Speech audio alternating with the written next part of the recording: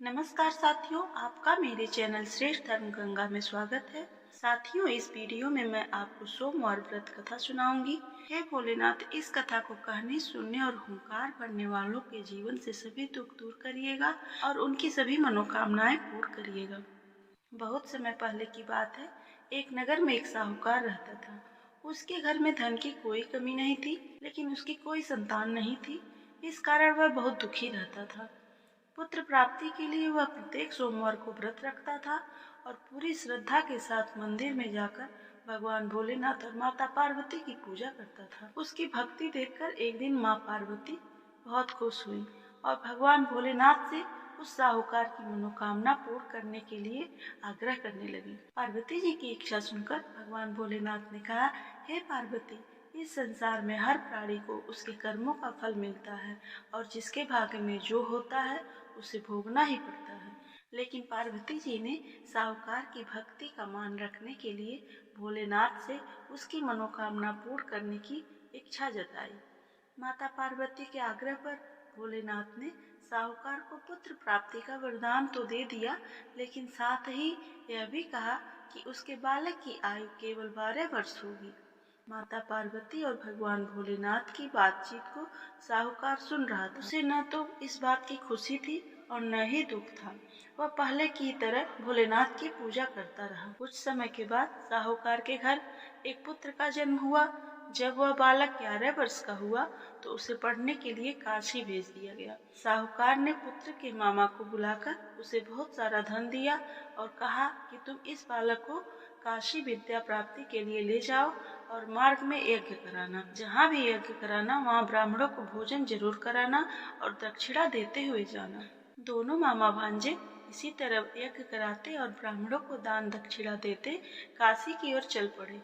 रात में एक नगर पड़ा जहाँ नगर के राजा की कन्या का विवाह था, लेकिन जिस राजकुमार से उसका विवाह होने वाला था वह एक आंख से काना था। राजकुमार के पिता ने अपने पुत्र के काना होने की बात को छुपाने के लिए एक चाल सोची। साहूकार के पुत्र को देखकर उसके मन में एक विचार आया।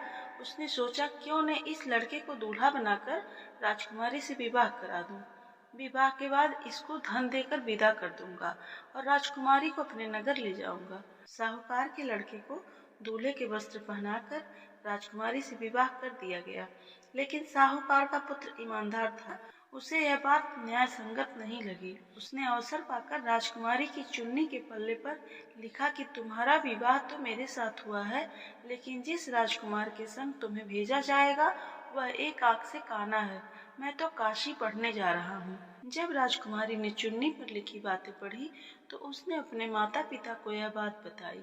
राजा ने अपनी पुत्री को विदा नहीं किया, जिससे बारात वापस चली गई। दूसरी ओर साहूकार का लड़का और उसका मामा काशी पहुँचे और वहाँ जाकर उन्होंने यज्ञ किया। जिस दिन लड़के की आयु 12 वर्ष की हुई उसी दिन यज्ञ रखा गया। लड़के ने अपने मामा से कहा कि मेरी तबीयत कुछ ठीक नहीं है। मामा ने कहा कि तुम अंदर जाकर आराम करो। भोलेनाथ के वरदान के अनुसार कुछ ही देर में उस बालक के प्राण निकल गए। मृत भांजे को देखकर उसके मामा जोर जोर से विलाप करने लगे। संयोगवश उसी समय भोलेनाथ और माता पार्वती उधर से जा रहे थे। माता पार्वती ने भगवान भोलेनाथ से कहा, स्वामी, मुझे इसके रोने का स्वर सहन नहीं हो रहा है। आप इस व्यक्ति के कष्ट को अवश्य दूर करें। जब भोलेनाथ मृत बालक के समीप गए तो वह बोले कि यह तो उसी साहूकार का पुत्र है जिसे मैंने 12 वर्ष की आयु का वरदान दिया है। अब इसकी आयु पूरी हो चुकी है। लेकिन मातृ भाव से विभोर माता पार्वती ने कहा कि हे महादेव, आप इस बालक को और आयु देने की कृपा करें, अन्यथा इसके वियोग में इसके माता पिता भी तड़प तड़प कर मर जाएंगे। माता पार्वती के आग्रह पर भगवान भोलेनाथ ने उस लड़के को जीवित होने का वरदान दे दिया।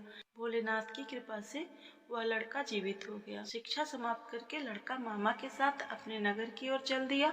दोनों चलते हुए उसी नगर में पहुंचे जहाँ उसका विवाह हुआ था। उस नगर में भी उन्होंने यज्ञ का आयोजन किया। उस लड़के के ससुर ने उसे पहचान लिया और महल में ले जाकर उसकी खातिरदारी की और अपनी पुत्री को विदा किया। इधर साहूकार और उसकी पत्नी भूखे प्यासे रहकर बेटे की प्रतीक्षा कर रहे थे। उन्होंने प्रण कर रखा था कि यदि उन्हें अपने बेटे की मृत्यु का समाचार मिला तो वह भी प्राण त्याग देंगे। परंतु अपने बेटे के जीवित होने का समाचार पाकर वो बहुत ही प्रसन्न हुए। उसी रात भगवान भोलेनाथ ने व्यापारी के स्वप्न में आकर कहा, हे श्रेष्ठी, मैंने तेरे सोमवार के व्रत करने और व्रत कथा सुनने से प्रसन्न होकर तेरे पुत्र को लंबी आयु प्रदान की है। इसी प्रकार जो कोई सोमवार का व्रत करता है या कथा सुनता और पढ़ता है, उसके सभी दुख दूर होते हैं और समस्त मनोकामनाएं पूर्ण होती हैं। बोलिए सभी प्रेम से भगवान भोलेनाथ की जय। ओम नमः शिवाय। ओम नमः शिवाय। हर हर महादेव। ओम त्र्यंबकं यजामहे सुगंधिं पुष्टिवर्धनम् उर्वारुकमिव बंधनान् मृत्योर्मुक्षीमामृतात्। साथियों, आशा करती हूँ कि आपको यह सोमवार व्रत कथा बहुत ही अच्छी लगी होगी। आप मेरे चैनल को जरूर सब्सक्राइब करें, लाइक करें और कमेंट में हर हर महादेव अवश्य लिखें। धन्यवाद।